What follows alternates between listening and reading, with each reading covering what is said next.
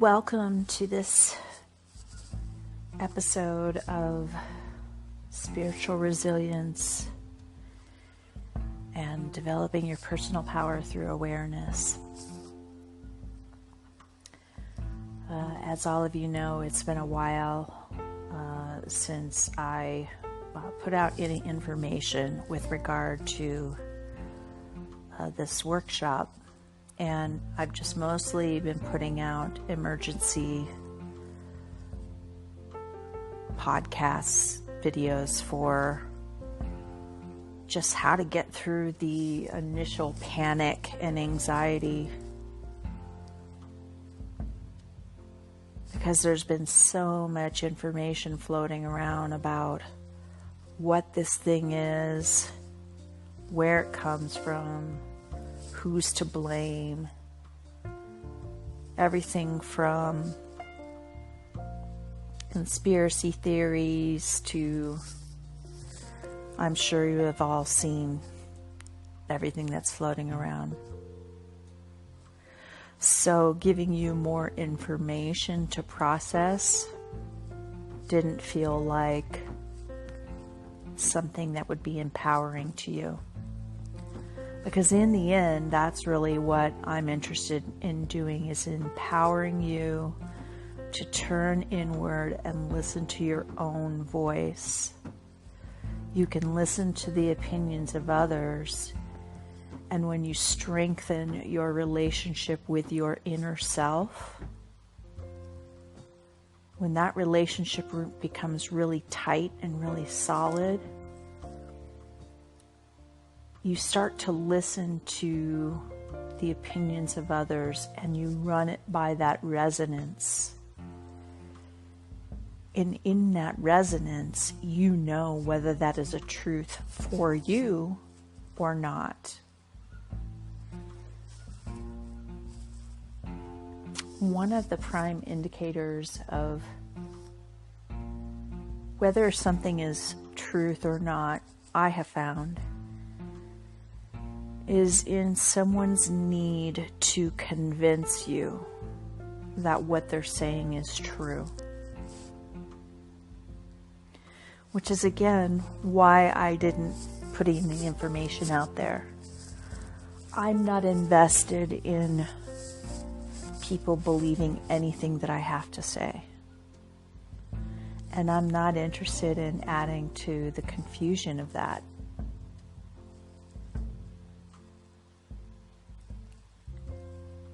Our current reality is based on everyone trying to convince and convert one another through speculation of what they think, which resides in the brain, which resides in the mind, which tricks you all the time. What they think is true. But a truly empowered person uses tools and gifts that are offered by someone like myself. And there are many people out there that do offer gifts and abilities to help you tune inward. I have just found that the most powerful and the most simple one that you have available to you, that you were actually born with, is your own breath. And the more you consciously choose to activate your breath, the deeper inward it takes you. And then you are only given the information that you need for any given moment. It doesn't take you far out into the future that doesn't exist yet. Think about it. A few months ago, when you might have sat in meditation and you might have had an intention for something that you wanted to create for this moment that is occurring right now, and not having any information whatsoever about what would be happening right now. how much of that would have helped you? The only thing that really helps you is how to stay grounded in the moment. You always want your eyes toward the sun, right? I think that's what the sun and the moon teaches us in all of their cycles and all of the celestial bodies, which is why I'm an astrologer. I follow patterns and cycles. And those patterns and cycles help teach me something. Like the sun always rises, right? So I keep my face toward the sun, literally and figuratively. I may be facing a moment of shadow in the night, and there's no moonlight. But I know, because I've seen the sun rise and set every single day from the moment I was born, that the sun will rise again. And in a long dark night, the reflection of the light of the sun on the moon reminds us of this too.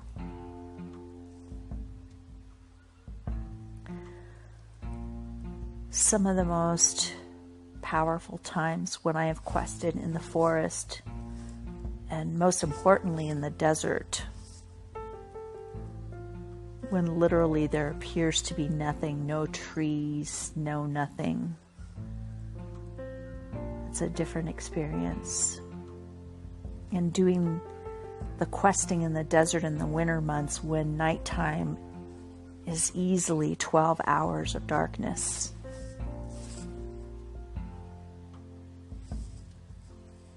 And then that 12 hours of darkness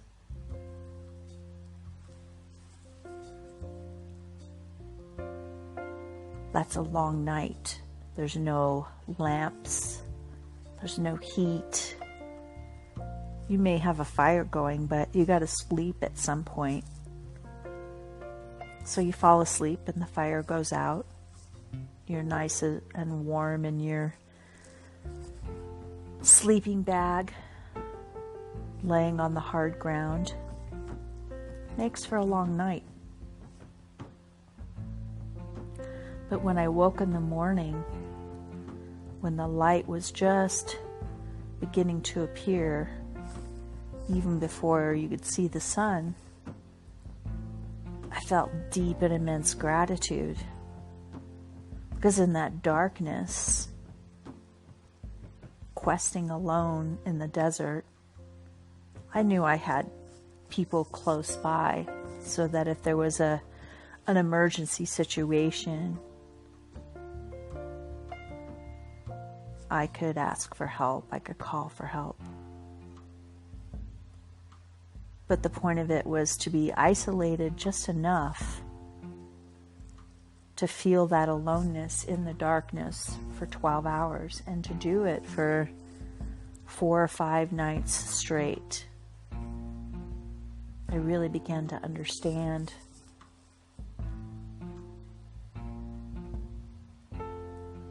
the power of just simply being grateful that the sun has risen,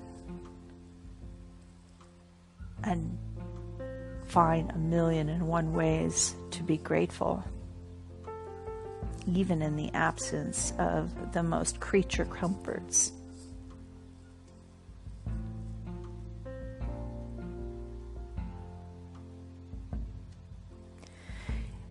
And one of the other blessings would be, some of those nights when there was a little bit of moonlight, even if it was just a little, that was really powerful as well.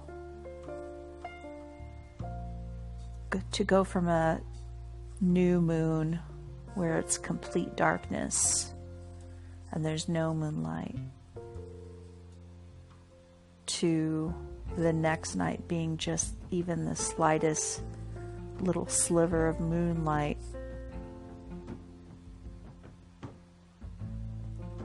offered some level of comfort in the reminder that the sun will rise without fail. So it made me really understand why so many indigenous traditions, Native American, I say indigenous because not all indigenous people are Native American, but all Native Americans are indigenous. Indigenous really means just of the earth. They're people that live so closely to the earth's rhythms and the earth's patterns. And they watch the sun, and they watch the moon, and they watch the stars, and they watch the animals, and they watch the plants. They watch the cycles of everything.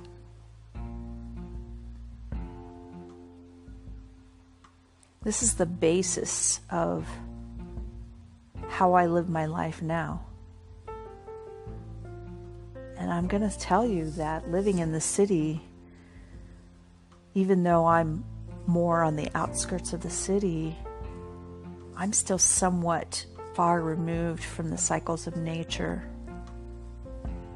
And I see how people in the city can become lost. So that when something such as a pandemic or an economic downturn or any number of these things that are completely out of our control, when those things surface, without that baseline, that solidity and the understanding and the remembering that the sun does rise again, and we become reliant on artificial means of self-comforting, whether it's our cell phones or our televisions or any of these other things that are man-made, that are temporary at best. People don't know how to access what is permanent, at least in our lifetime. Like someday the sun will go out, but it's not going to go out for, I don't know, I think they say millions of years, something like that. So this is another thought, right?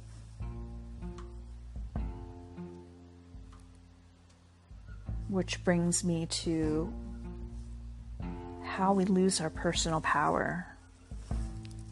And we lose our personal power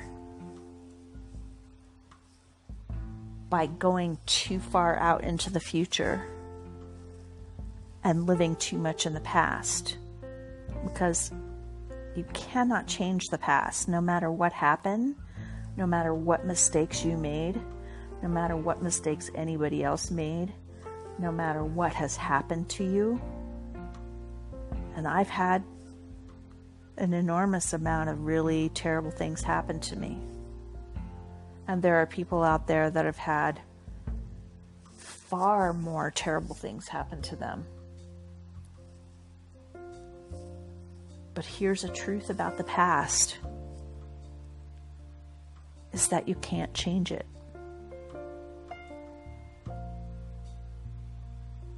And here's a truth about the future. So I'm going to give you some context in alignment with the sun going out, for instance.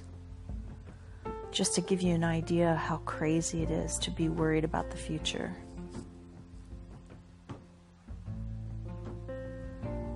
How much, if any, impact on your reality today, this moment, right here, right now, will the sun eventually going out in 1,000,000 years or however long they're projecting, even if it's 10,000 years, how much will worrying about that do you right now? And now I want you to think about something that you have been concerned about, you've been worried about. something that's completely out of your control. Something that no matter what you do today or tomorrow or the next day is going to have anything to do with that thing that you're worried about happening.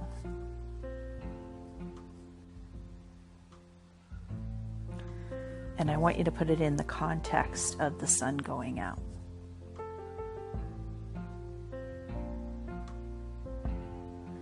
Does it make sense for you to worry about the sun going out when, first of all, it's completely out of your control?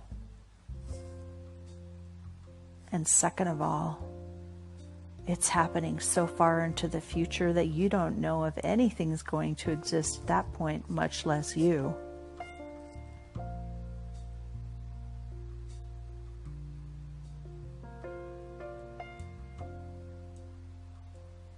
How much sense does it make? How much personal power do you lose by worrying about something that you have no control over, that might happen, that hasn't happened?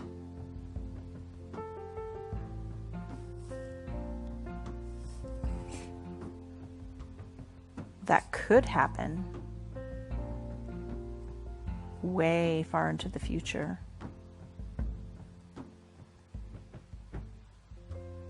Now pull it back a little bit. Let's put it in the context of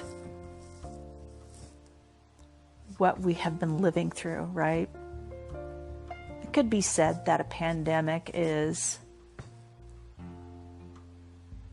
definitely reflective of one of our worst fears. And here we are. Here we are. Some people have become extremely sick. Some people have died from it. And so I invite you to be in the and both space around it. Sometimes people may see the things that I post, and it appears to be that I'm contradictory, but I'm not. I live in the and both place, which means this. I have compassion for those who are experiencing being really sick. I have compassion for those who love those people who are very sick. I have compassion for those who are dying, whether it's from this virus or from anything else. I have compassion for that process. I have compassion for the suffering.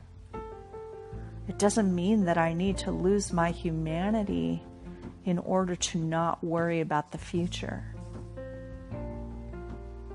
So it's and both. The most enlightened and wisest beings on the earth knew this.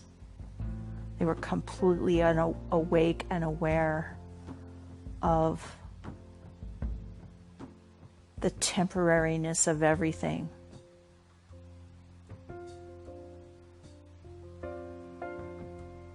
They were completely awake, which means that they were aware of all of the suffering in the world. But they remain anchored in the love that they found themselves to be. And they didn't lose themselves in that compassion. There's a difference between compassion and empathy and fear arising out of that compassion and empathy. You can have compassion and empathy without dropping into fear of that thing happening to you. That's what it means to stay centered. So when you hear that phrase, stay centered, it means to stay with yourself. It means to stay in the reality of where you are right now, which is that you're completely safe. I'm trusting that if you're listening to this podcast, you probably have a roof over your head. You probably have food in your belly. You probably have water to drink. You have basic necessities and then some. You have a smorgasbord in comparison to people who are homeless. But homeless people have a lot to teach us because they don't have those things a lot of the time. So just like when I would find gratitude in the sun rising when I'm questing out in the desert,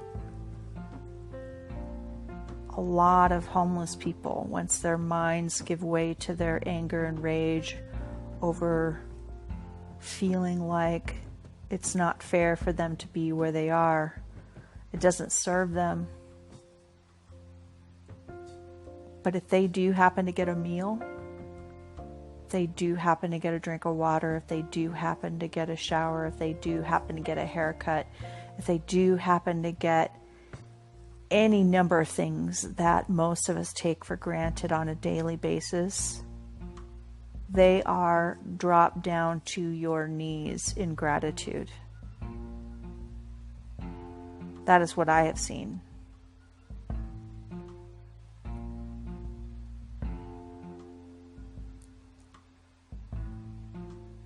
And for someone to say, well, you should be grateful. You should be this, you should be that. That's also pointless.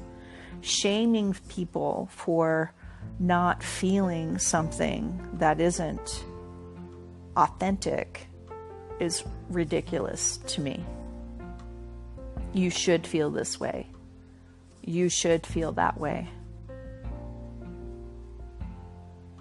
So that's also a pointless argument. It's as pointless as worrying about the future, telling other people how they should feel, even telling yourself how you should feel.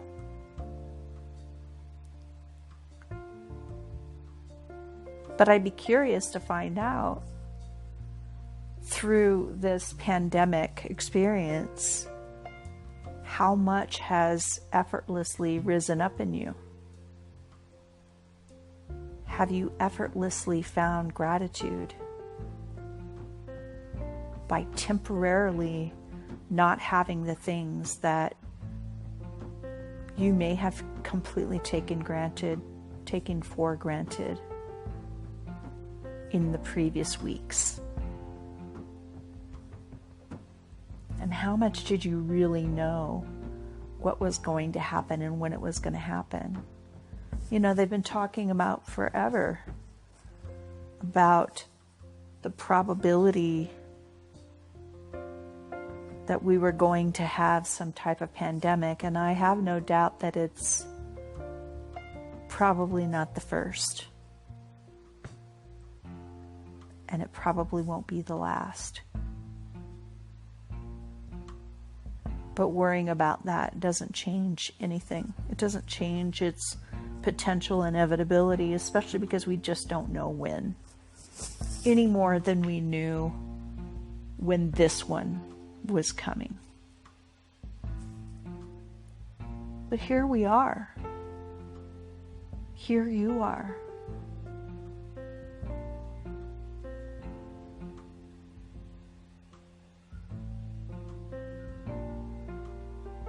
I'll explain what has happened for me because I'm more comfortable with the process of going without something and knowing that my going without may or may not be temporary.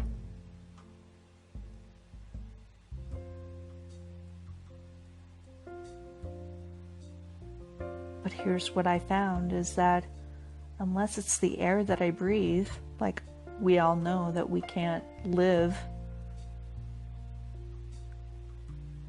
without air for more than a few minutes. And as each minute goes by, even if we're resuscitated, the oxygen that is needed in the brain and the absence of that oxygen that is needed in the brain the brain starts to die off, and so we lose some capacities. So we know for sure that we need to breathe, right? If there's anything that this virus teaches people who go through having the virus, who have been hospitalized, who have been intubated and had to have a machine breathe for them, and they somehow get to the other side of this thing, I would actually really love to have a conversation with any of them, because I guarantee that they probably will never take breathing for granted ever again. Most asthmatics that I know, they know how valuable their breathing is, because they spend a fair majority of their life not being able to breathe very deeply at all. So much so that they have forgotten what a deep breath feels like. It's something that you and I may take for granted for an entire lifetime. I don't take this for granted. I love my breath. Like, I love my breath more than anything else. I love it so much so that I take that very beautiful opportunity as many times as I can remember in the course of my day to breathe deeply, to take it in, and to feel such enormous amount of gratitude for that. But I didn't come to that place by being shamed into taking it less for granted. That rose up out of circumstances that I've experienced in which I couldn't breathe. That's how I found it. And also how I found it was as I was starting to do the deep breathing exercises, I realized how much I had not been breathing very deeply for most of my life. See, you don't know what you don't know. We think we know everything, but most people don't even know how much they're not breathing in the course of their day, much less anything else. But you don't know until you do it.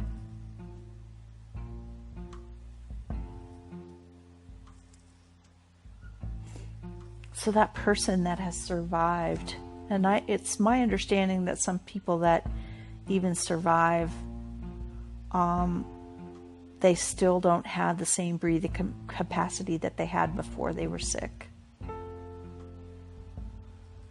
And it's still too new at this point to know whether that is permanent damage or it's just going to take a while to completely heal. We just don't know enough about that. So the invitation is to use this time, this pandemic, this illness, whether you get it or not, to allow it to teach you something. To allow it to take you deeper inside of yourself and really listen to all the ways that you have taken everything that is available to you for granted. And there are some bigger things too, like last night, through the night it was raining. It was thunder and lightning and rain and the smell of rain. And for the first time in I don't know how long, I honestly don't think that I can remember a time ever in my whole entire life where I remember only hearing the rain and the thunder and nothing else. No planes, no automobiles, no noise. No, nothing but the rain. And what an incredible blessing that was. It brought me so much peace I can't even tell you.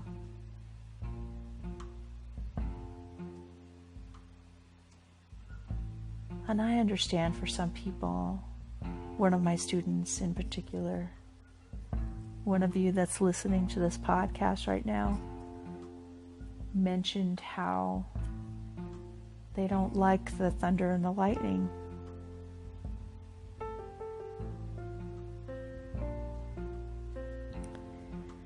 And it would do absolutely no good for me to convince you that the thunder and the lightning is your friend.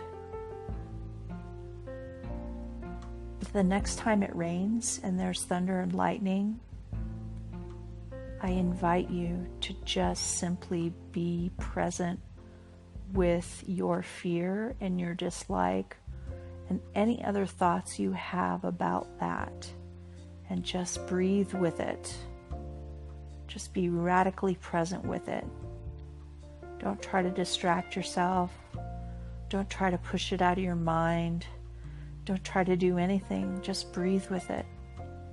And then watch and listen and feel what happens inside you when you do that.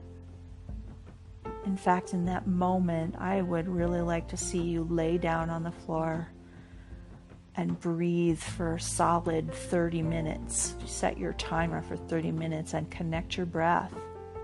And just be with that. And find out what happens.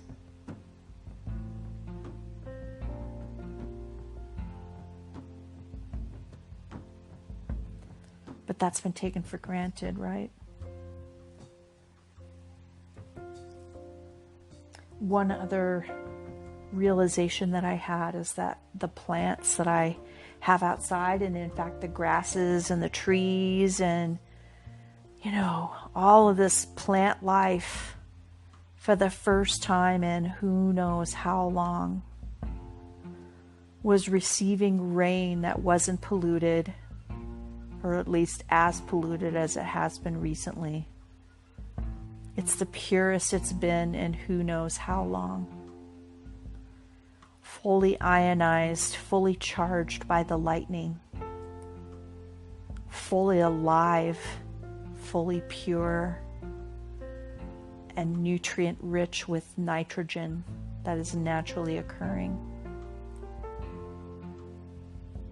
And experiencing that deep nourishment.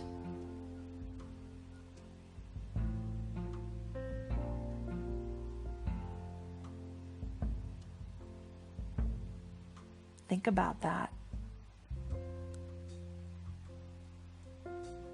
So completely taken for granted in our society. We're in such a hurry to go back to the way things were, where we are intentionally getting in our cars and driving to our jobs on a daily basis. And we're consuming foods that have been factory farmed. And completely unaware of how devastating that is to receiving the true nourishment that the earth in which we live on gives so effortlessly. We poison it. We poison it and we don't even know it. We don't know what we don't know. But for the first time in hundreds of years now,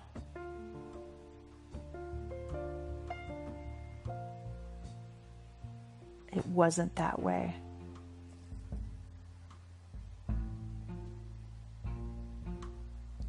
So as I close this podcast and we move into our meditation,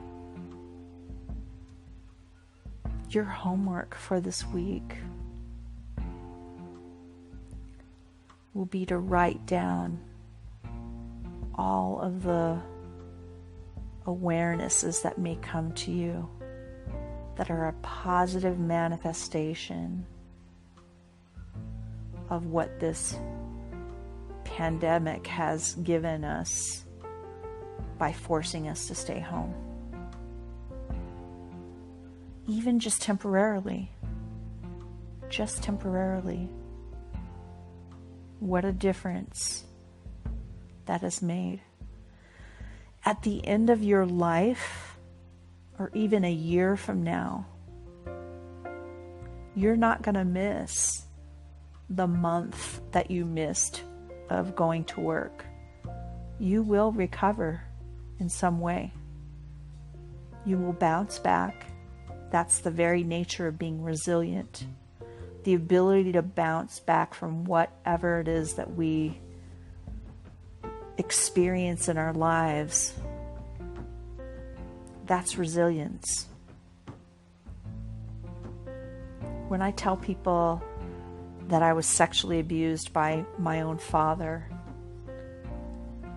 that I can remember, because there were some questions as to whether or not that might have even happened when I was much younger, 2, 3 years old.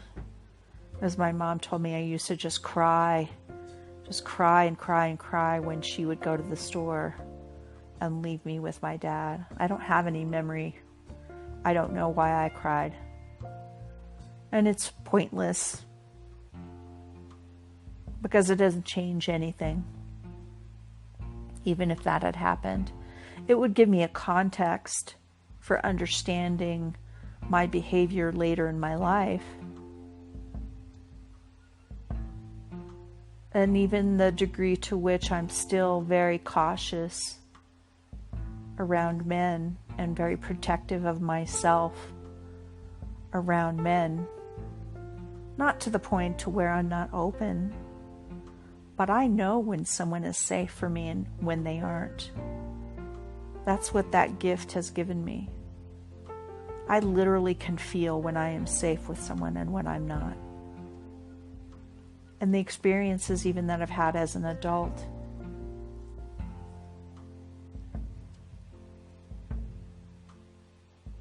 Out of the coping mechanism of becoming so familiar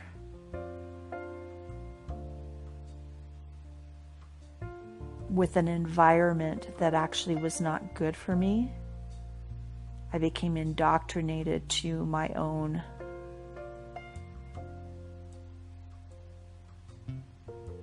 toxic environment. So much so that when I was in a non-toxic environment, and this goes back to the rain and the thunder and the lightning, right?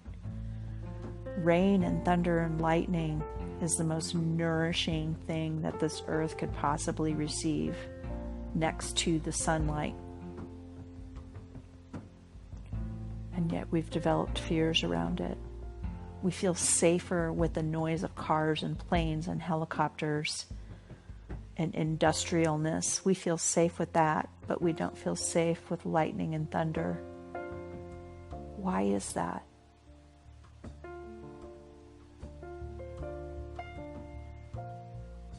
It's not my desire to shame anyone about that.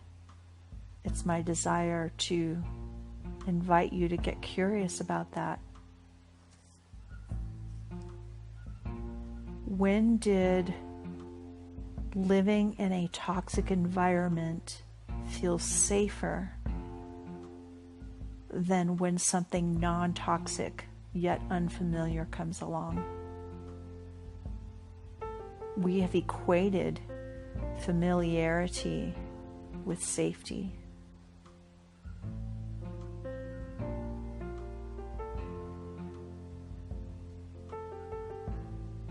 And now that the plug has been pulled on so many things, we're given an opportunity to see how untrue our safety is in our toxicity.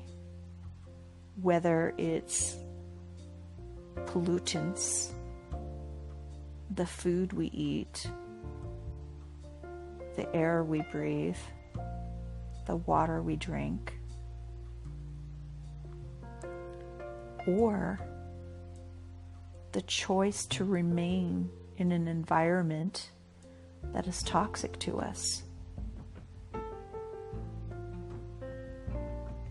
Do you know that even at this age that I'm at, the environment that I have been in through this pandemic has been the single most non-toxic environment I have lived in my entire life. And I had to get used to the peacefulness. I was expecting chaos because that's all I've ever known. I was expecting people to freak out and to flip out. And I'm not saying that we weren't all nervous, because the unknown is going to breed that nervousness. But what I witnessed in each one of us is that we took personal responsibility for our own emotional well-being. Instead of projecting our anxiety onto one another, instead of making those around us feel bad because we're feeling bad, which, by the way, those moments were far and few between. I had to work through some pretty heavy-duty anxiety in the beginning. But my anxiety wasn't about the virus. It wasn't about getting sick. It wasn't even about dying.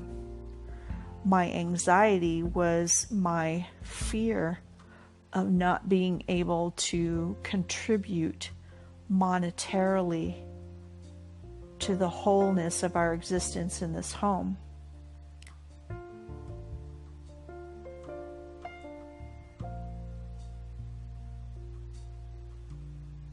Of that time that I had to wait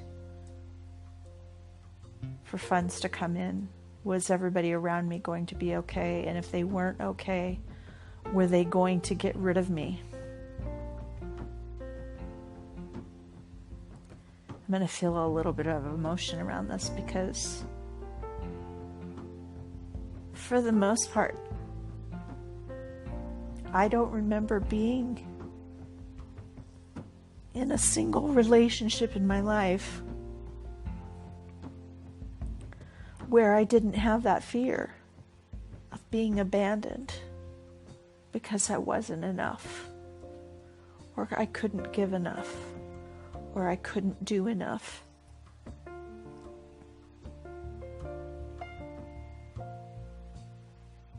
I had nothing but time and space. I couldn't even escape from my feeling around it. It was buried so deep, and it was so much a part of the structure of who I am for so long, and it was so deep. But the gift that I received is that there was nowhere to hide. There was nowhere to run. I was only with my breath and my anxiety and my fear. There wasn't anything I could do to fix it.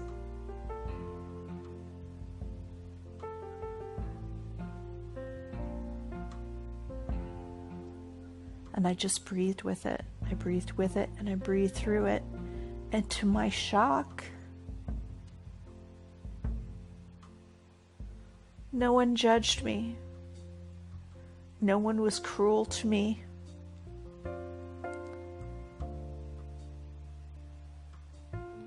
And it was because at some point I chose to live in an environment that was non-toxic for the first time in my life. And I had to breathe through my feelings of unworthiness of that. You see, I have experienced that for so long that I believed that I deserved that. I believed that I was unworthy. It was jarring to me to live in an environment for the first time in my life with other people. When I live with just myself, I'm good. I'm golden. I know that I will not create toxicity for myself because I've learned how to be with my own thoughts and feelings, and I've really worked through all of that. But the next phase was about returning to my relationships with other people that I have chosen to live with, and to allow myself to take in my worthiness of that. Not because I'm so valuable, because according to society, for a temporary period of time, I was completely worthless. It made me think about the people who are sick. It made me think about the people who are dying. It made me think about the people who are crippled. It made me think about people who have Alzheimer's. All of these people who can't contribute in the ways that society deems them to be a valuable member of society. And how quick we are to say, well, it is only affecting those people, so that's all that matters. They're not valuable anyway. But to someone they are. To the people that love them, they are.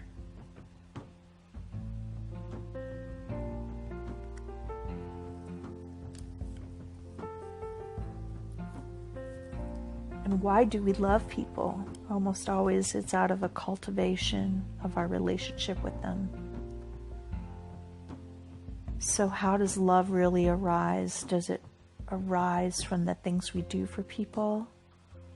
Or does it arise in the cultivation of love within ourselves and sharing that love with other people through the things that we do for them? There are lots of people that do things for other people, but their motivation doesn't come from a place of love. Their motivation comes from a place of how they appear to others, which is very different than giving from a place of love, of purely from love.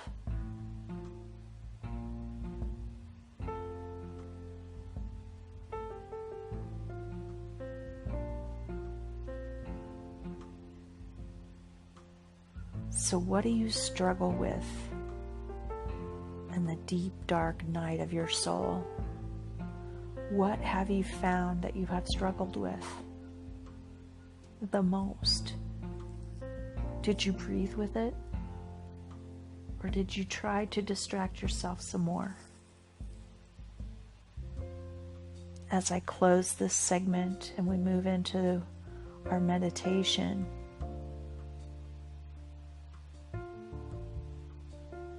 I invite you, now that the panic has simmered down a little and you've realized that you're actually totally okay. Even if you've gone without some things, you're okay. And maybe some of those things have returned to you and you're more than okay and you're like really grateful. I would like you to revisit the pain. I would like you to revisit the fear. I would like you to revisit the terror and just be present with it and breathe with and through it.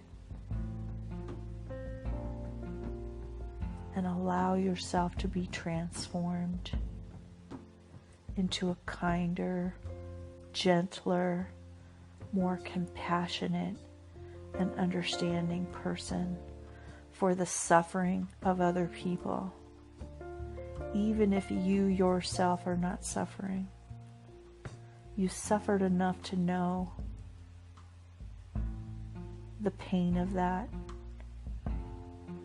And can you hold space for people while they are going through their suffering? Can you understand why they may react in fear, why they may react in pain? Because you've gone through it. Blessings to you.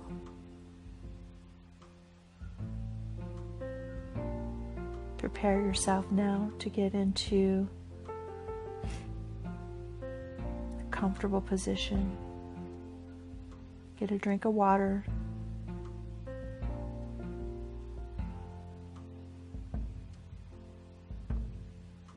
And we'll see you in a few moments. Namaste.